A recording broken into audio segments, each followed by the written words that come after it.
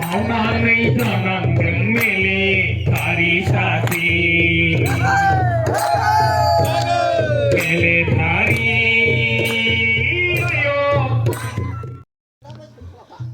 दिनै संक्रान्तिनि समाव रंजालि बैसागुनि गोजोन आरो गाहाम हामलायनायखौ जोंनि नदुवार दख'रानि सिङाव थानाय गासै रायजो राजाजों लोगोसेनो बुहुमाव थानाय गासै सुबुं माहारिनिसिम जासिहरग्रोनाय थाबाय। बे समाव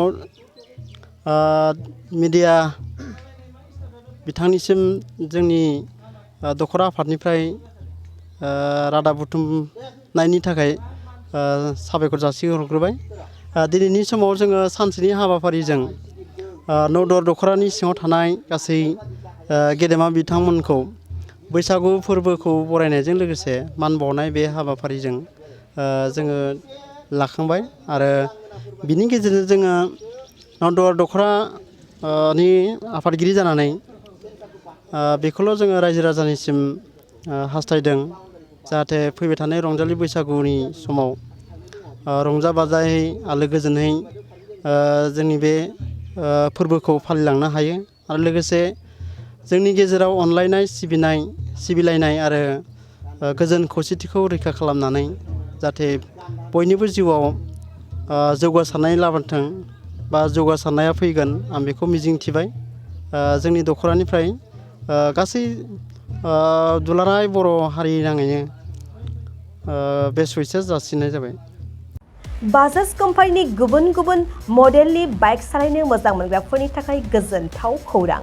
उदालगुरि जिल्ला रौतानि ब्रह्म अट'मबाइल्स बाजाज श'रुमा लाबोदों नोंथांमोननो रंजालि बैसागुनि लन मेला आरो गोबांथार रेहाय। खम बेसेनावनो डाउन पेमेन्ट होनानै नोंथाङा बाजाज कम्पानिनि बाइकखौ नोंथांनि न'आव लांनो हागोन। पालसार P150 SD/TD नि अनगायै फाइनान्स खालामोब्ला गंफ्रोमबो बाइकजों 1000 रांनिफ्राय 3000 रांसिम केशबेक मोननो हागोन।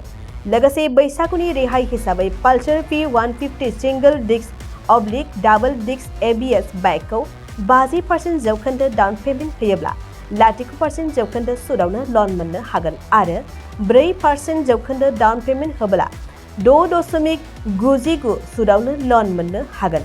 बेफोर मोजां खाबुआ 8 एप्रिलनिफ्राय 13 एप्रिलसिम सोलिबाय थागोन। लोगोसेयैनो नोंथांमोननि थाखाय गोनांथार बाथ्राया जादों बैसागुनि बे रेहाया रौतानिफ्राय 50 किल'मिटार जानथायनि सिङाव गोग्लैनाय बायग्राफोरनि थाखायल' जागोन। नोंथांमोना आबुङै मिन्थिनो थाखाय नैबे मबाइल नम्बर 9101541183 एबा 9957318292 आव थोंजों सुलाद लानो हागोन।